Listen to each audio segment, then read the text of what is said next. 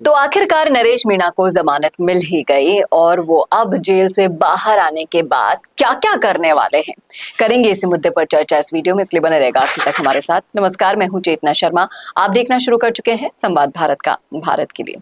और इस मुद्दे पर बातचीत करने के लिए मेरे साथ मौजूद है हमारे editor in chief Varun Bhansali ji. तो वरुण सर, जिस तरीके से इंतजार था कई दिनों का, पहले 8 महीनों का खत्म हुआ था, फिर अब कई दिनों का हो चुका है। नरेश मीणा अब जेल से बाहर आने वाले हैं। क्या लगता है आपको कि अब उनकी कौन कौन सी स्ट्रेटेजियां रहेंगी? सबसे पहले पड़ाव पर कौन सा काम वो कंप्लीट करेंगे? देखिए, नरेश मीणा हर बार जब जेल में जा रहे हैं वो अपनी पुरानी गलतियों से बहुत सारी चीजें सीख रहे हैं और अपनी राजनीति को और ज्यादा बेहतर कर रहे हैं। जब वो पहले गए तो उन्होंने ये समझा कि हिंसा अब नहीं करनी है और अब लोगों को साथ लाना है, लेकिन भाव आवेश से कैसे बचना है वो शायद वो नहीं समझ पाए और इसलिए झालावाड़ वाले प्रकरण में फिर से वो जेल में चले गए। लेकिन अब वो अपनी पूरी स्ट्रेटजी बना के लौटेंगे और जो गलतियां पहले की है वो फिर से नहीं करेंगे। उम्मीद ये भी करते हैं कि वो और दूसरे नेताओं को, कुछ नेताओं को साथ में लेने के लिए हर नेता के विरोध में नहीं बोलेंगे, अपनी ताकत बढ़ाने का काम करेंगे। अंतः चुनाव से पहले अपनी स्ट्रेटजी कुछ ऐसी बनाएंगे कि वो राजनीति में सक्रिय रूप से आ पाए, क्योंकि बिना राजनीति में आए, बिना लोगों के काम कराए कुछ हो पाना संभव नहीं है। आपको लोकप्रियता तो मिल जाएगी, लेकिन इस राजनीति में जगह पाने के लिए थोड़ी डिप्लोमेसी जरूरी है, उसी के साथ साथ कुछ लोगों का साथ जरूरी है और ये चीज उनको हनुमान बेनीवाल से सीखनी होगी। हालांकि हनुमान बेनीवाल जिस तरह से अपनी पार्टी को आगे लेकर बढ़ रहे हैं और कई बार नरेश मीणा तो हमारे साथ ही है, इस तरीके की बात कर चुके हैं, तो संभव ये भी है कि अब नरेश मीणा अपने कोलैबोरेशंस देखे, हनुमान बेनीवाल, राजकुमार रोत, किसकी तरफ वो जा सकते हैं ये समझे। और कहीं ना कहीं जिस तरह से नरेश मीणा बाहर आएंगे, पिछली बार जब वो बाहर आए थे तो उन्होंने मुख्यमंत्री भजन लाल शर्मा की तारीफ की थी। इस बार जब वो बाहर आएंगे तो वो किसके पक्ष में बोलते हैं, किसके विपक्ष में बोलते हैं, किसकी तारीफ करते हैं, किससे की बुराई करते हैं, उसका विश्लेषण करके ये समझ में आएगा कि वो पॉलिटिकली कहाँ जा पा रहे हैं।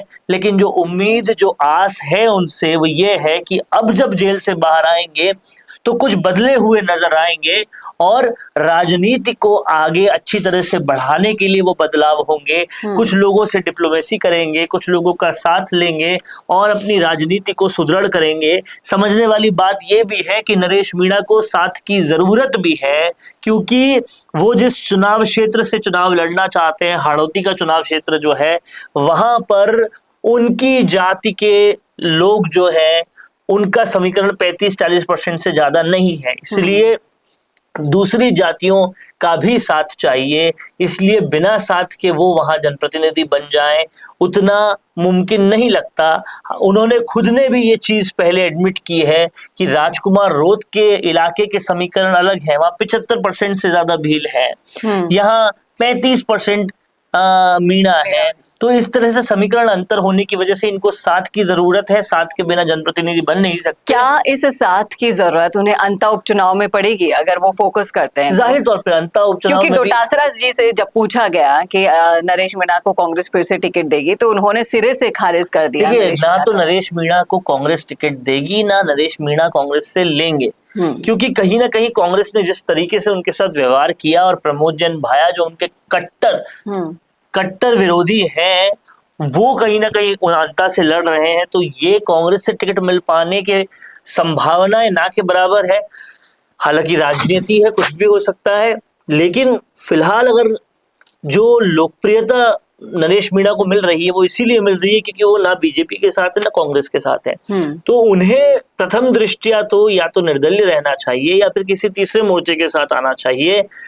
पर ये अब आने के बाद उनके वक्तव्य तय करेंगे, उनकी दिशा तय करेगी, वो कैसे अपना आगे जनक्रांति यात्रा ले जाते हैं या क्या करते हैं। आपको नहीं लगता कि जिस मुद्दे के अंदर उनको आवाज उठाने के लिए जेल में डाल दिया गया, वो मुद्दा अभी तक शांत तो नहीं हुआ है? मुद्दा शांत नहीं हुआ है। झालावाड़ पीड़ितों को न्याय दिलाने के लिए क्या वो राजकुमार रोत के साथ न्याय दिलाने के लिए अपनी आवाज को और बुलंद नहीं कर सकेंगे?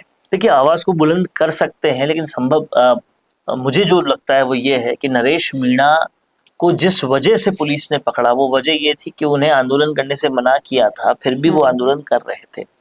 अब अगर वो किसी आंदोलन के साथ जुड़ते हैं तो ये वजह वापस रिपीट ना हो जाए, और मुझे लगता है कि इस बार वो और फूक फूक के कदम रखेंगे, क्योंकि नजदीक अंता उपचुनाव भी आ रहा है और ये बात उन्हें समझनी होगी।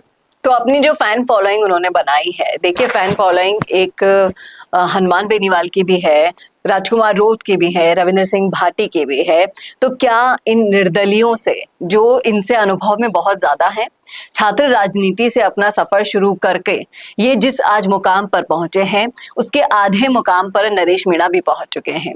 तो ये मुकाम अभी भी किसी को मुकम्मल नहीं हुआ है, बेनीवाल तक को भी नहीं हुआ है, इस उम्र तक भी नहीं हुआ है। हालांकि उन्होंने खूब कमा लिया, नाम खूब कमा लिया, लेकिन पद अगर आप उनका देखिए तो अच्छे से आप समझ सकते हैं कि उनको क्या मिला है। उनकी इतनी सारी ख्याति, लोकप्रियता होने के बावजूद भी पायलट तक को कुछ नहीं मिल पाया। तो नरेश मीणा को क्या अलग से कोई स्ट्रेटेजी नहीं बनानी चाहिए? पायलट विधायक हैं, हनुमान बेनीवाल कम से कम सांसद हैं, सब कुछ, सब जितने भी लोगों का आपने नाम लिया वो कम से कम जनप्रतिनिधि तो है। नरेश मीणा वो भी नहीं है, तो नरेश मीणा को पहले तो उनके लेवल पर आना है, जनप्रतिनिधि बनना है। और दूसरी बात यह है कि इनमें से निर्दलीय सिर्फ रविंद्र सिंह भाटी है, बाकियों के पास दल है, एक के पास रालोपा है, एक के पास बाप पार्टी है।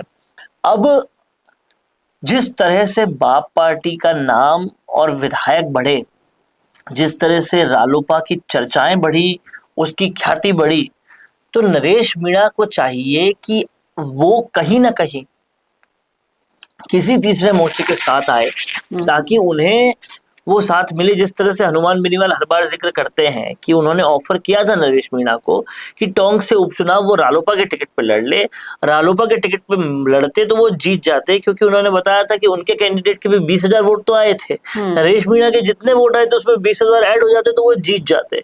ये उनका तरीका था बताने का, और इसलिए मुझे लगता है कि अब ये आत्ममंथन जो किया होगा नरेश मीणा ने, उसके बाद ऐसा ही कोई स्टेप उठाएंगे और कहीं ना कहीं राजनीति में सक्रिय होते नजर आए। जी, क्या नहीं लगता आपको कि अभी तक कोई भी ऐसा नेता नागला नहीं बचा है जिसने एसआई भर्ती पर कुछ बोला ना हो? क्या इस जंग में नरेश मीणा भी कूद पड़ेंगे? जाहिर तौर पर सवाल उनसे पूछेंगे तो वो बिल्कुल बताएंगे, क्योंकि नरेश मीणा किसी भी सवाल से बचते नहीं हैं। लेकिन अब देखना ये होगा कि जेल से बाहर आने के बाद उनकी वो क्या स्ट्रेटेजी रहती है कि वो फिर से जेल ना जाए, और किस तरह से राजनीति में एंट्री करेंगे, उसकी भी स्ट्रेटेजी उनके बाहर आने के बाद ही समझ में आएगी। लेकिन जो कयास लगाए जा रहे हैं वो यही है कि या तो वो किसी तीसरे मोर्चे के साथ होंगे, या फिर वो खुद के दम पे इलेक्शन लड़ेंगे, चाहे खुद लड़े, चाहे अपनी पत्नी को लड़ाए, चाहे किसी निकटतम को लगाए। जी, तो वो या तो नेता बन जाएंगे या नेता बनाने वाले बन जाएंगे। अब देखना ये होगा कि वो जेल से निकलने के बाद कदम क्या उठाएंगे। क्या सोचते हैं आप इस मुद्दे पर? रखिएगा जरूर अपनी राय कमेंट बॉक्स में। कैसा लगा वीडियो बताना न भूलिएगा, और ऐसे वीडियोस के लिए देखते रहिए संवाद भारत का। भारत के लिए नमस्कार। भारत का सबसे तेजी से बढ़ता हुआ डिजिटल न्यूज चैनल, जिसका परिवार 4,17,000 लोगों से भी ज्यादा बढ़ रहा है, वो संवाद न्यूज चाहता है हर जिले और हर राज्य में मीडिया पार्टनर्स। तो अगर आप बनना चाहते हैं संवाद न्यूज के पार्टनर्स, तो कांटेक्ट करें नीचे दिए गए नंबर्स पर। इसके अलावा अगर आप वीडियो एडिटर बनना चाहते हैं या फिर न्यूज इंडस्ट्री में बतौर इंटर्न सब सीखना चाहते हैं, तो संवाद न्यूज के जयपुर हेड ऑफिस में काम करने के लिए संपर्क करें स्क्रीन पर दिए गए नंबर पर।